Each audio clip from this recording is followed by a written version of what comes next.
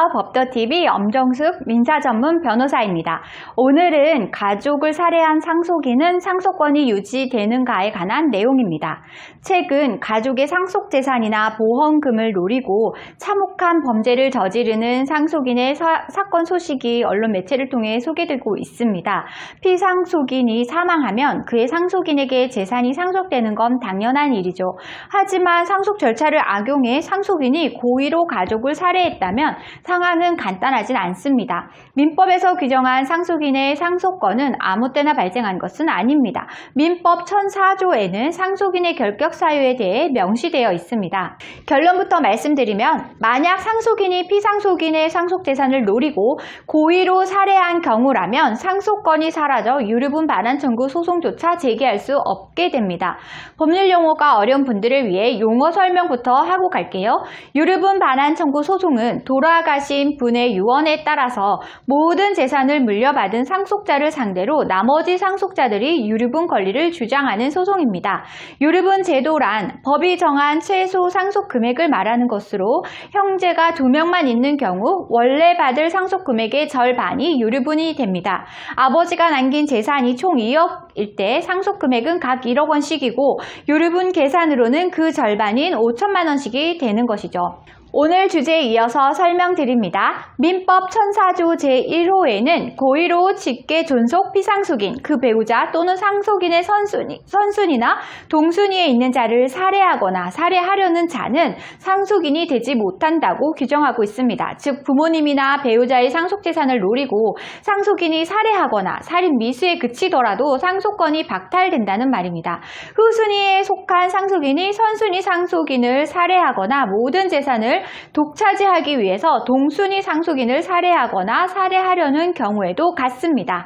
피상속인은 부모님만은 아닙니다. 배우자가 피상속인이 되는 경우도 있고 형제가 피상속인이 되는 경우도 허다합니다. 만약 자신에게 유리한 상속 절차를 위해 상속인이 피상속인을 고의로 살해했다면 상속권과 유류분권은 박탈됩니다. 살해할 의도는 없었지만 피상속인에게 상해를 가해서 사망에 이르게 한 경우에는 어떨까요? 같은 법 제2호에는 고의로 직계 존속 피상속인과 그 배우자에게 상해를 가하여 사망에 이르게 한 자도 상속인이 될 수 없다고 규정하고 있습니다. 쉽게 말해 상속인이 피상속인에게 우발적인 폭행 등으로 상해를 가해 사망에 이르렀다면 상속권은 사라지게 됩니다. 따라서 직접적인 살인행위가 아니더라도 고의로 피상속인에게 상해를 가한 것이 사망의 직접적인 요인이 됐다면 상속권의 상실이 될 수 있습니다.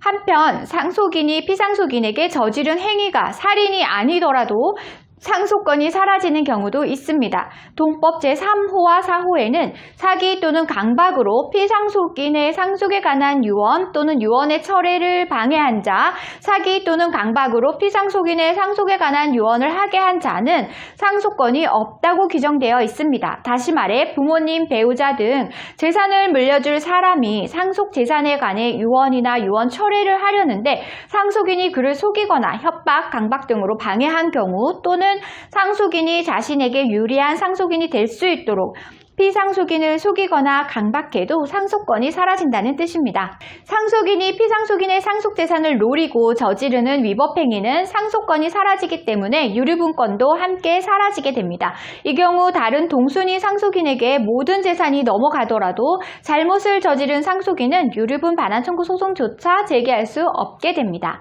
오늘은 가족을 살해한 상속인은 상속권이 유지되는가에 관한 내용을 설명드렸습니다. 정리하자면 피상속 재산을 물려주는 사람을 살해하거나 살인 미수에 그치는 경우에도 상속권은 박탈된다는 내용이고요. 피상속인에게 상해를 가해 사망에 이르게 해도 상속권은 사라집니다. 사기 또는 강박으로 피상속인의 유언을 방해하는 경우에도 상속인이 될 수가 없습니다. 오늘은 여기까지 설명드렸고요. 다음에 더 좋은 민사법률 정보로 찾아뵙겠습니다. 저는 엄정숙 민사전문 변호사였습니다.